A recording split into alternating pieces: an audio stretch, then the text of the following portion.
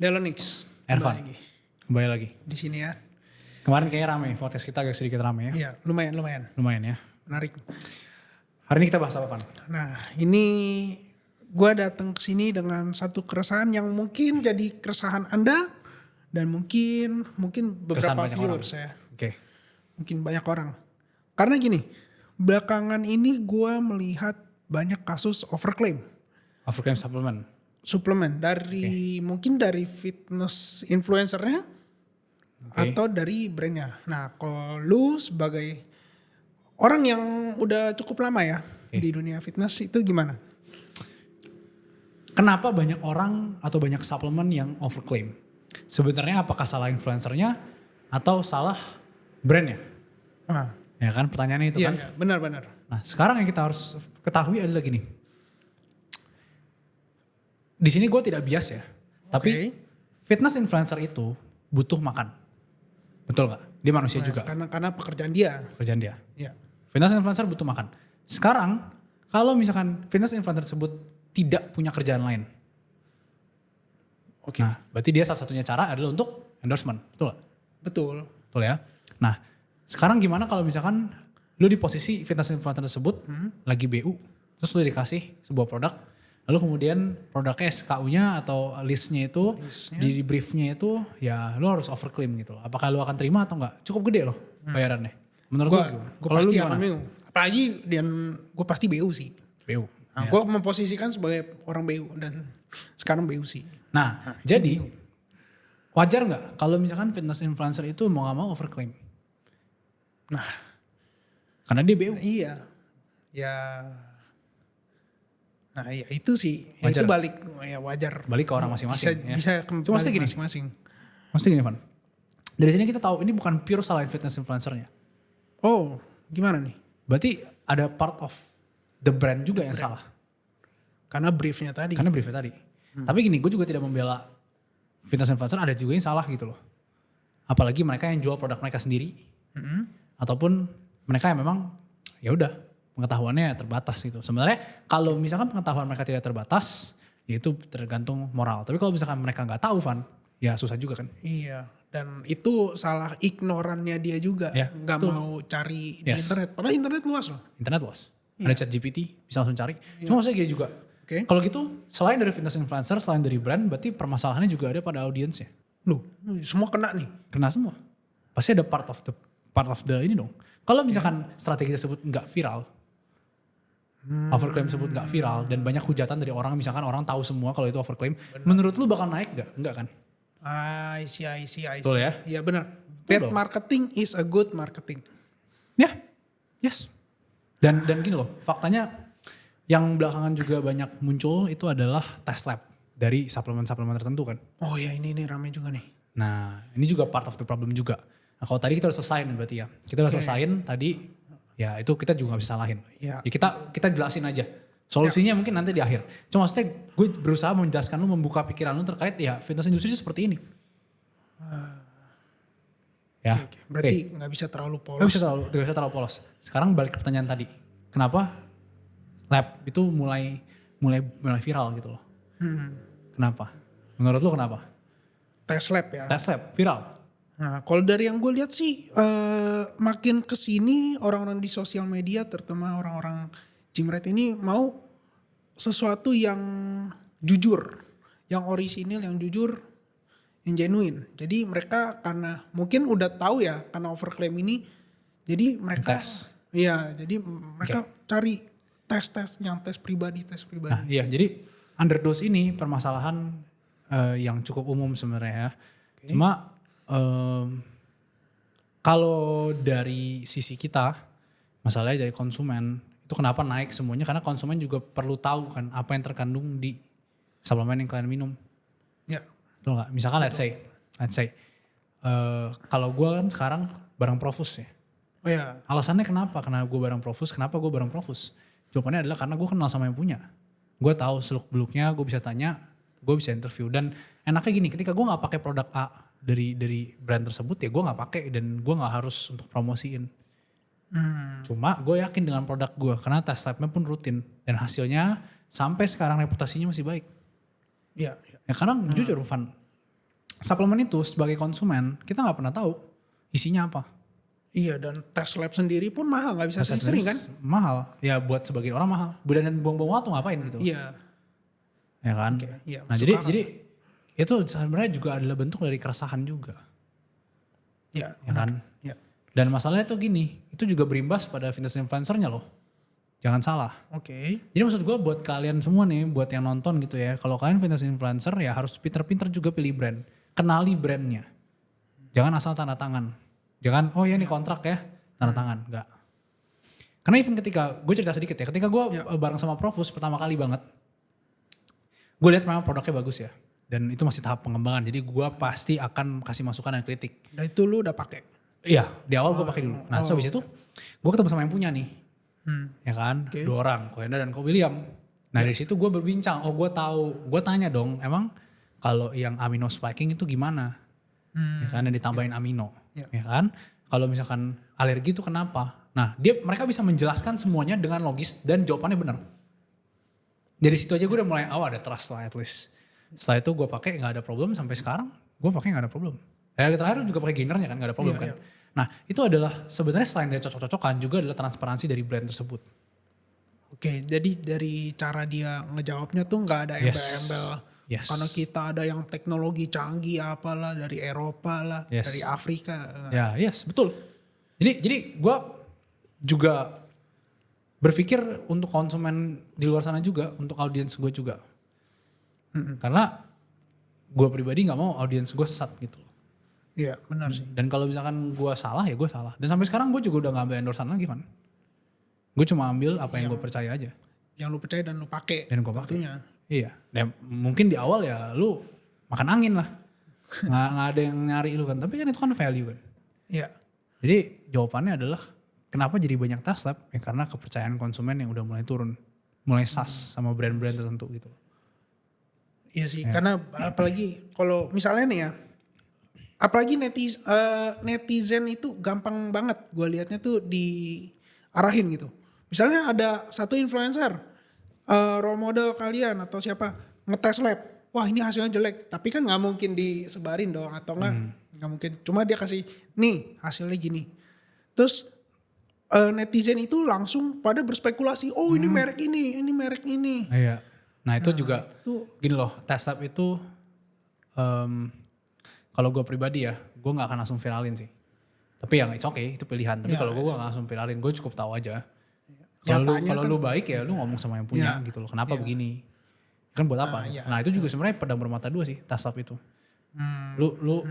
Kita tahu lah di belakang pasti di brand itu juga pengen cuan kan.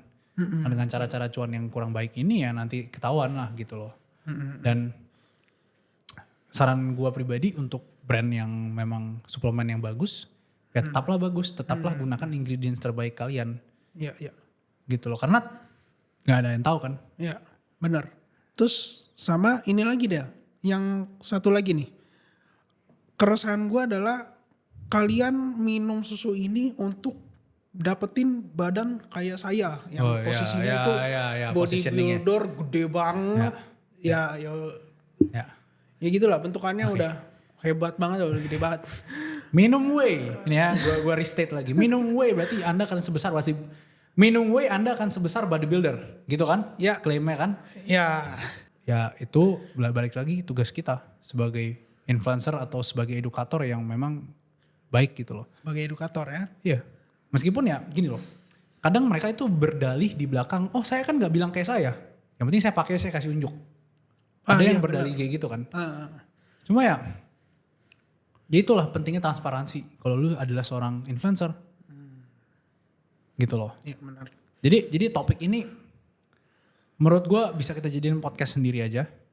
Ya. Untuk jawabannya kenapa seperti itu dan keresahan gue juga sih sebenarnya. Oh gitu. Ya. Nah cuma gini loh Van. Ada lagi pembicaraan yang cukup penting ya.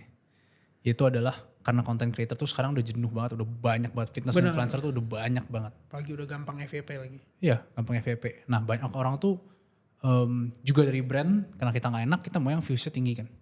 Benar. Tapi kita mengorbankan informasi di dalamnya. Jadi cuma viral tapi no value.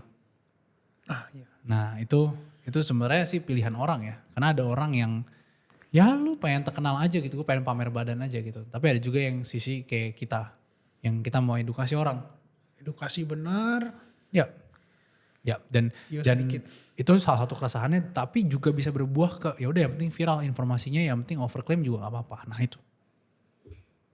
Kalau matriks yang diukur adalah view, Nah, itu bahaya sih. bahaya. Ya kan? Lu bikin video hoax, Iya, orang jadi angka loh. iya, Ibarat orang cuma jadi angka. lu nonton itu Ya otak loh. meski nggak salah sebenarnya ya, bukan salah dari sekali lagi kan kita semua orang matriksnya punya. Nah cuma maksud gue itu ke moral sih, lebih ke moral. Lebih ke lu peduli gak sih sama Hati nurani di mana, Bos? peduli gak sih sama audiens lu gitu, Iya. ya kan? Bayangin anak kecil yang baru mau memulai kehidupan fitnessnya dia. Ya, gue yakin informasi pertama yang kita dapat itu yang paling melekat. Oh iya betul. Sedikit cerita ya, waktu itu gue tahun 2016-15 ya, informasi masih dikit banget kan. Nah itu ada beberapa informasi yang cukup melekat gitu loh. Dulu di awal banget, salah satunya adalah yang paling simpel adalah gue gak boleh manasin whey. Karena bisa terdenaturasi proteinnya, bisa pecah. Nah, Logikanya kan iya bener dong gitu kan, pecah Iya, nih. iya. Cuma kita yang waktu itu gue gak paham ya, waktu itu gue gak paham itu adalah ternyata protein yang dipecah itu juga tetap bisa diserap oleh tubuh. Karena pada akhirnya protein akan dipecah juga dalam tubuh jadi asam amino kan. iya. Nah itu jadi sebenarnya sama aja, mau lu panasin, mau lu diginin, it's okay. Iya. Nah itu melekat banget. Makanya susah juga sih, lebih kayak gini loh. Ini keresahan gue ya pribadi ya. Everyone itu belum tentu mau jadi bodybuilder. Tapi kalian dengerin bodybuilder seakan-akan bodybuilder itu yang paling benar. Wah, gimana nih Nah statement? ini mungkin agak kontroversial. Iya. Jadi ada bias kecenderungan orang-orang ngelihat seseorang yang badannya gede itu udah pasti omongannya benar. Nah Lumayan setuju. Bukan lumayan setuju. Lumayan banyak yang seperti itu. ya banyak orang yang menganggap bodybuilder itu pasti benar. Ya kan? Padahal gini, kalau misalkan kita lihat bodybuilder itu atlet ya, sebenarnya yang mereka perlukan tuh apa sih? Yang menjadi penentu terbesar. Yaitu adalah kalau buat gue ya, genetik dan juga hard worknya. Genetik dan hard worknya. Tentu juga harus ada nutrisi, harus ada disiplin lah ya. Harus Hard ada. work. Ya, tapi apakah yang mereka keluarin itu benar atau salah? Itu kan tergantung lagi kan dengan hasil data yang ada. Makanya itu kenapa gue banyak dibenci. Karena orang mungkin memikir badan lu belum segede A, badan lu belum segede B gitu kan. Tapi teorinya Banyak gitu loh. Bukan begitu, karena gue ngambil teori itu dari mana? Gue ngambil teori itu dari tesis yang memang udah dibuktiin gitu loh. Ada datanya. Orang bilang kok kan data kan itu kan bisa beda-beda. Betul, yes. Tapi data itu atau jurnal itu melambangkan rata-rata orang, Van. Ya. Berarti kemungkinan besar lu ada di rata-rata tersebut. Meskipun ada yang namanya outlier. Outlier itu adalah orang yang di luar dari garis yang kita hipotesakan. Ya. Itu ada. Nah, jadi menurut gue ya, dengarlah seseorang yang masuk akal. Cerna dulu. Jadi gue gak mau salahin, karena bodybuilder pun tetap punya pengalaman yang bisa kita pakai. Benar. Tapi jangan kita terlalu asal mendengar, Terlalu langsung ngelakuin. Apalagi kita adalah orang yang general population, nonton TikTok dikit langsung ngelakuin, ya itu menurut gue ya Ada benernya. ya ada benernya, tapi bisa jadi ya kalau nggak bekerja ya berarti you know lah. Ya kan? Benar. Nah ini menarik nih. Tadi ngomongin banyak teori. Ini yang gue sangat bingungkan. Di mana sih titik banyak teori itu? Kayak misalnya ini ada bocah A ngomong. Dulu kan sempet ya. Ya. Fenomena L Journal. Nah itu jujur gue bingung. Oke dia bahas pakai jurnal A. Dia bahas pakai jurnal B. Tapi gue jadi bingung nih. Di mana titik terlalu banyak teorinya? Oke. Di mana titik terlalu banyak teori tanpa ada praktek ya. Jadi karena kita juga tetap butuh praktek kan untuk membuktikan teori kita. Gitu dong. Itu udah otomatis. Ya. Pertanyaan yang bagus sih. Ini bikin gue mikir. Menurut gue, ketika gue mau mendengar seseorang berteori atau memberikan aspirasinya, gue berpikir apakah gue mau di posisi seperti dia atau enggak. Dan itu bukan cuma badannya, Van. Bukan cuma Gimana? badannya doang. Tapi kehidupannya secara overall. Karena gini. Ketika misalkan gue dengerin orang yang badannya gede. Oke. Dia atlet. Ya, Bisa aja itu memang ya yang tadi gue bilang ya genetik dan kawan-kawan. genetik. Cuma hidup gue bukan atlet man. Stress level gue mungkin berbeda. Meskipun latihannya sama prinsipnya. Pasti sama. Resistant training is resistant training. Cuma stress level kita pun beda. Setuju. Ada bedanya. Kita kerja mungkin lebih keras. Ya. Long hours. Makanya jadi gue lebih memahami. Kenapa orang banyak yang bilang mereka gak ada waktu buat nge-gym. Gue memahami. Kenapa orang gak ada waktu buat nge-gym, gue memahami. Bukan karena males. Ya memang karena memang dia udah capek, energi udah habis. Nah itu adalah tugas seorang coach, tugas seorang yang tahu untuk gimana bisa manage mereka punya stres. Nah beda sama bodybuilder. Makanya tadi gue bilang gak semua orang mau jadi bodybuilder. Karena mereka hidupnya udah didedikasikan untuk itu. Dan kalaupun ada pekerjaan di luar yang memang ada, itu gue salut. Tapi mostly ya beberapa yang gue kenal ya, itu kerjaannya yang gak terlalu sibuk banget. Jadi stress levelnya pun rendah. Dari situ loh. Jadi gue ngeliat dia secara kehidupan juga, gue mau gak kayak dia.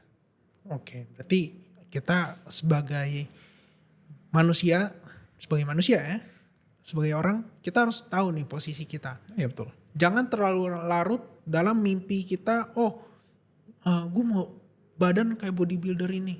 Cuma, ternyata ada realita yang harus lo hadapin. Iya, gak semua orang bisa ngikutin. Iya. Dan itu betul. Karena gini, dan satu lagi yang perlu gue tambahin adalah, daripada kita menghakimi seseorang itu benar atau salah, kalian coba dulu aja.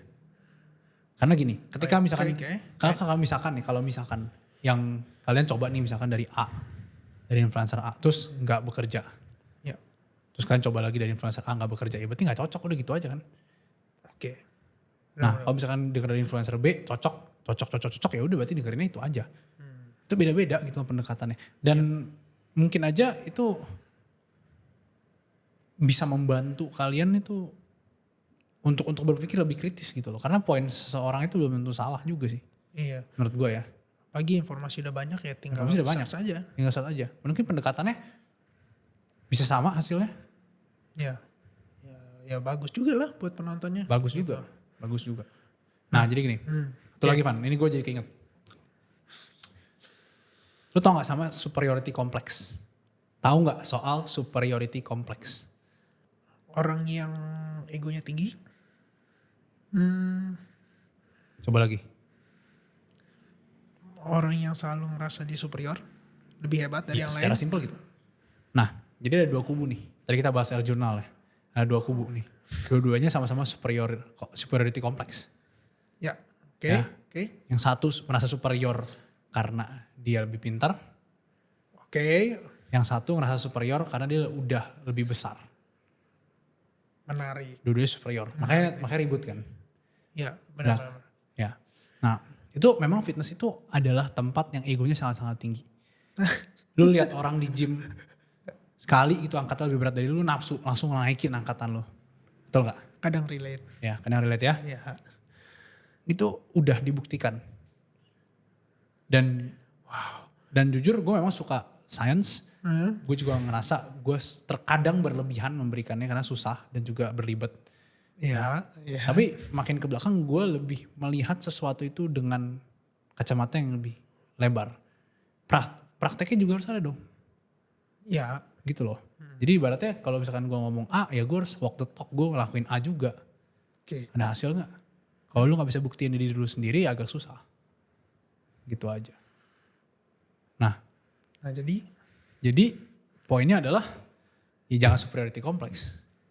Kita pasti punya kekurangan masing-masing. Membumi lah bos. Kita pasti punya kekurangan masing-masing. Jangan superiority complex. Ya kan? Oke, jadi orang yang teorinya banyak, cobalah dengerin lah. Yang udah jadi banget. Betul. Nah yang jadi banget, cobalah membuka hati, mendengarkan teori ini. Ya. Ya kalau misalkan Damai. teorinya itu pada akhirnya membantu orang yang lebih besar jadi makin besar, kan win-win solution. Oh iya. Oke, karena egonya tinggi itu loh. Nah, kalau udah ngomongin ego udah sulit lah ya. Superiority complex. Ya. Nah sekarang terakhir kita bahas nih sekarang nih yang paling penting nih. Closingnya yang paling penting itu adalah gimana caranya menentukan apakah fitness influencer itu red flag atau green flag? Ya karena tadi ya yang overclaim. Ya. Menurut lu? Ya kalau gue sih lihat cara dia review ya. Maksudnya sekarang gue jujur juga udah muak kan. Kalau dulu tuh ada zaman dimana oh ini produk bagus, oh ini rasanya enak. Makin sekarang karena itu udah basi. Ngomong ini enak, ini bagus. Kegunaannya apa? Yang landasan yang mendukung ini bagusnya apa? Nah jadi itu yang gue butuhkan untuk influencer dan mungkin teman-teman penonton lainnya yang butuhkan si influencer ini kasih tahu ini untuk apa, bagusnya apa dan seperti apa gitu. Ya. Oke. Nah kalau menurut lu gimana nih? Nah menurut gue nih ya, ada 4 poin. Ada 4 poin. Yang paling pertama itu adalah logical and critical. Yang pertama, sekali gue ulang, logical and critical. Jadi gini, kalau misalkan sesuatu argumen yang dia kasih itu gak logis, buat apa kalian dengerin? Itu satu. Ya. Karena menurut gue ini harus logis.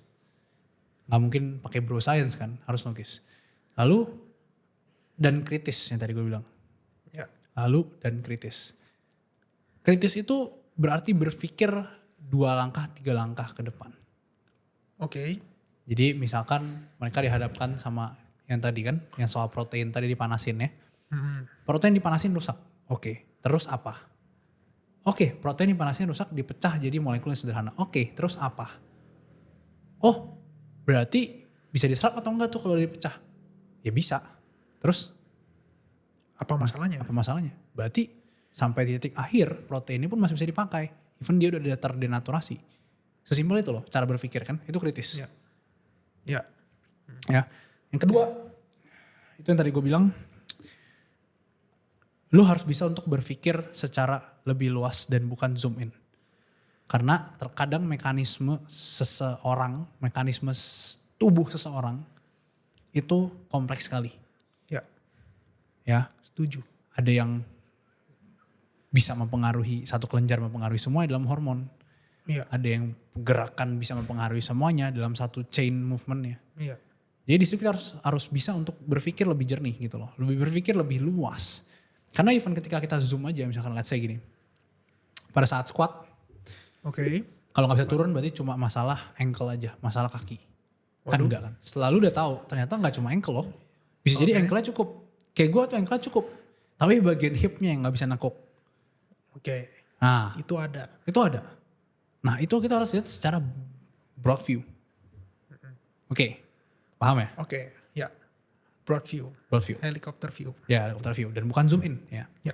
Yang terakhir adalah Sorry, poin ketiga ya. ya, poin ketiga, sorry.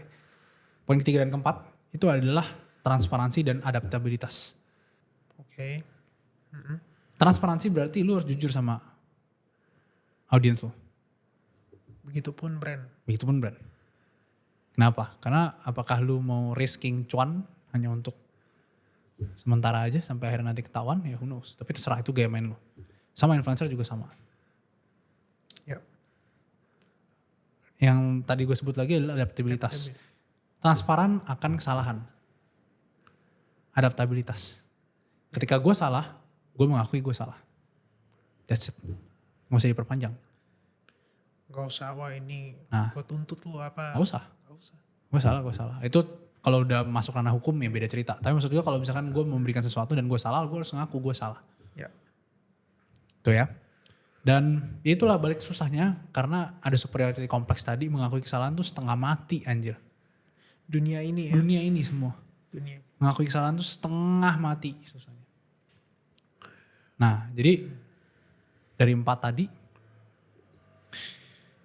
logical and critical, broad view, lalu habis itu ada transparansi dan adaptabilitas.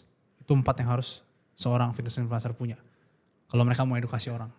Kalau entertainment ya bebas. Tapi ya kalau bisa jangan misleading juga ya. Nah setuju. Gitu aja. Nah, kalian sebagai netizen juga pinter-pinter lah. Ya. Nonton ini jadi ngerti dan pahami 3 hal itu ya. Oke. Oke. Gue rasa itu sudah menceritakan banyak dari dunia fitness influencer ya. Fitness. Nah, habis ini gue akan mencari influencer. Udah nggak usah ya, nggak usah kita perpanjang. Kita udah panjang. Intinya kita di sini bukan mau menghakimi ya, tapi kalian yang menjadi penonton juga harus ngerti lah sama informasi apa yang kalian serap. Dari gue gitu ya sih. Ya. Mungkin kita tutup. Sampai jumpa teman-teman di podcast yang selanjutnya.